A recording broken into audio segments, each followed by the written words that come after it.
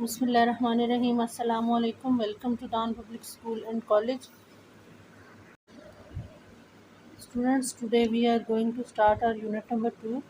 The title of the unit is Sir Syed Ahmad Khan and Tehreek علی گڑھ. اس unit میں ہم سر سید احمد خان کے بارے میں اور مسلمانوں کو جدید تعلیم کی طرف راغب کرنے کے لیے سٹارٹ کی گئی ان کی تحریک علی گڑھ کے بارے میں پڑھیں گے. اس کے علاوہ سر سید احمد خان کی سماجی معاشرتی خدمات کے بارے میں بھی ہم اس یونٹ میں پڑھیں گے.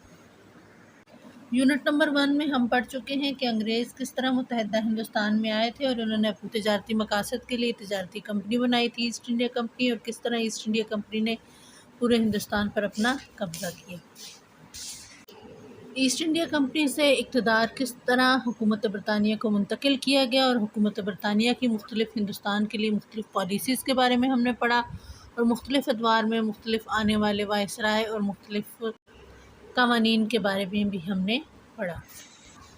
آج ہم اپنا یونٹ نمبر 2 سٹارٹ کریں گے، اور سب سے پہلے جو ہمارا ٹاپک ہے وہ ہے جنگ آزادی 1857 کے اثرات ہندوستانیوں پر جو مرتب ہوئے. ہم سب سے پہلے ان کے بارے میں پڑھیں گے. یہ متحدہ ہندوستان کا نقشہ ہے، اس کو آپ غور سے دیکھ لیں. جنگ آزادی کے اثرات پڑھنے سے پہلے ہم یہ جان لیتے ہیں کہ جنگ آزادی کیا ہے. جنگ آزادی 1857 کو لڑی گئی تھی. ہندوستانی عوام یعنی مسلمانوں اور ہندوؤں دونوں نے مل کر انگریزوں کے خلاف کئی وجوہات کی بنا پر ایک فیصلہ کن جنگ لڑی تھی، جسے جنگ آزادی کہا جاتا ہے. اس جنگ میں ہندوؤں اور مسلمانوں دونوں نے حصہ لیا تھا، لیکن انگریز اس جنگ کا اصل ذمہ دار مسلمانوں کو سمجھتے تھے، اور وہ اس جنگ کو غدر یا بغاوت کا نام دیتے ہیں. یہ کچھ تصاویر ہیں، اس جنگ کے مناظر ہیں کچھ. اب ہم سٹارٹ کرتے ہیں آج کا ہمارا لیکچر. آج کا ہمارا لیکچر ہے جنگ آزادی کے بعد مسلمانوں کی حالت زار، مسلمانوں کی جو برے حالات تھے ان کی وجہ کیا تھی، کیا ان کے خلاف مسلمانوں کے ساتھ جو ہے وہ اس جنگ آزادی کے اثرات مسلمانوں پر کیا مرتب ہوئے، ہم یہ پڑھیں گے. سب سے پہلے مسلمانوں کے خلاف انگریزوں نے شدید انتقامی کارروائیاں کی. میں نے آپ کو پہلے بھی بتایا ہے کہ اگرچہ یہ جنگ مسلمانوں اور ہندوؤں دونوں نے لڑی تھی، لیکن انگریز اس جنگ کا اصل ذمہ دار مسلمانوں کو سمجھتے تھے. انہوں نے ہندوؤں کے ساتھ ان کا رویہ اچھا تھا، جبکہ کچھ قدرے بہتر تھا، جبکہ مسلمانوں کے خلاف انہوں نے شدید انتقامی کارروائیاں کی تھی. انہوں نے مسلمانوں پر بہت سے ظلم و ستم کیے تھے. مسلمان قائدین کو پھانسیاں دی گئی تھی، اکثر کو جلا وطن کر دیا گیا تھا، یعنی کہ وطن سے نکال دیا تھا. مسلمان نوابوں کو اذیتیں دی گئیں. مسلمانوں کی تمام جائیدادیں، جاگیریں ان کی ضبط کر لی گئیں. کہا جاتا ہے کہ نومبر 1857 میں دہلی میں تقریباً 24 شہزادوں کو سر عام پھانسی دی گئی. مسلمانوں پر زندگی کا دائرہ ہر طرح سے تنگ کر دیا گیا. ٹھیک ہے جی. اس کے بعد ہم دوسرا پوائنٹ پڑھتے ہیں جی. جنگ آزادی کے بعد ہندو مسلم اتحاد ہمیشہ کے لیے ختم ہو گیا. انگریزوں نے دونوں اقوام یعنی کہ ہندوؤں اور مسلمانوں جو کہ صدیوں سے اکٹھے ہندوستان میں رہ رہے تھے، ان دونوں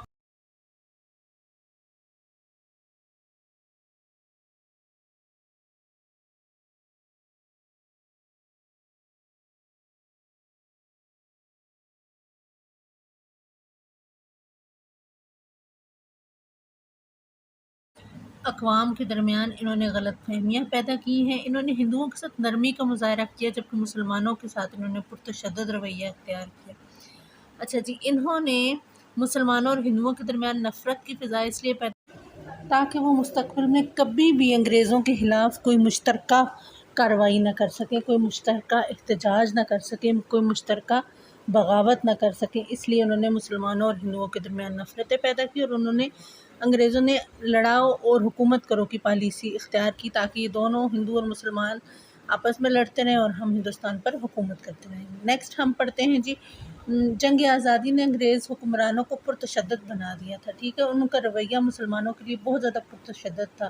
ان کے رویے میں بہت زیادہ سختی آ گئی تھی. انہوں نے ظالمانہ انداز سے حکمرانی کی ہے. وہ ہندوستان کے عوام کو غلام بنانا چاہتے تھے، اور انہوں نے غلام بنایا بھی، غلامانہ سلوک کرتے تھے. انگریزوں نے ہندوستان پر اپنی حکومت کو مضبوط کرنے کے لیے دونوں قوموں کے درمیان میں نفرت کے بیج بوئے، دونوں کے درمیان میں نفرت کی فضا بنا دی، ان کے درمیان میں غلط فہمیاں پیدا کی. انگریزوں نے اپنی فوج کو منظم کیا اور انہوں نے اپنی فوج میں اضافہ کیا، نہ صرف انگریزوں کو اپنی فوج میں شامل کیا بلکہ انہوں نے ہندوستانی لوگوں کو بھی اپنی فوج میں شامل کیا، لیکن وہ زیادہ اعتبار جو ہے وہ اپنا انگریز فوجیوں پہ ہی کرتے تھے، مقامی فوجیوں کی حوصلہ شکنی کرتے تھے اور ان کے ساتھ اچھا سلوک نہیں کرتے تھے۔ بھاری اسلحہ توپ خانہ انگریز فوجیوں کے کنٹرول میں تھا، جبکہ مقامی فوجیوں کے ساتھ ذلت آمیز سلوک کیا جاتا تھا۔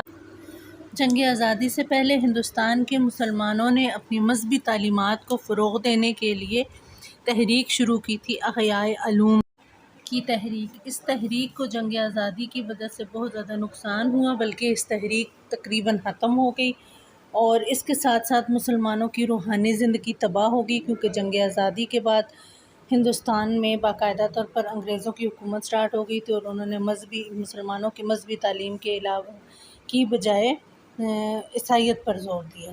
نیکسٹ ہم پڑھیں گے مسلمانوں کی معاشی حالات کے بارے میں۔ میں نے آپ کو بتایا تھا کہ جنگ آزادی کے بعد انگریزوں نے مسلمانوں کی جائیدادیں، جاگیریں، کاروبار سب کچھ ضبط کر لیا تھا اور اس لیے ان کی معاشی حالت بہت زیادہ خراب ہو چکی تھی اور ان کے لیے روزگار کے مواقع بھی بہت کم کر دیے گئے تھے۔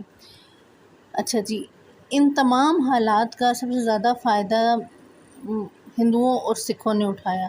ہندو اور سکھ آپس میں منظم ہو گئے، متحد ہو گئے اور مسلمان متحد نہ رہے، بلکہ مسلمانوں کی قیادت کیونکہ ختم ہو چکی تھی جنگ آزادی میں، مسلمان مجاہدوں کو توپوں کے سامنے انہوں نے باندھ کر اڑا دیا تھا، کیونکہ وہ سمجھتے تھے کہ مسلمانوں کو ان کے قائدین نے اس بغاوت پر، اس جنگ آزادی پر اکسایا تھا، اس لیے انہوں نے مسلمان قیادت کو ختم کیا تھا اور اس وجہ سے مسلمان متحد نہ رہے اور مسلمانوں کے ان حالات کا فائدہ ہندوؤں اور سکھوں نے اٹھایا اور وہ آپس میں متحد ہو گئے۔ آج ہم نے پڑھا جنگ آزادی 1857 کے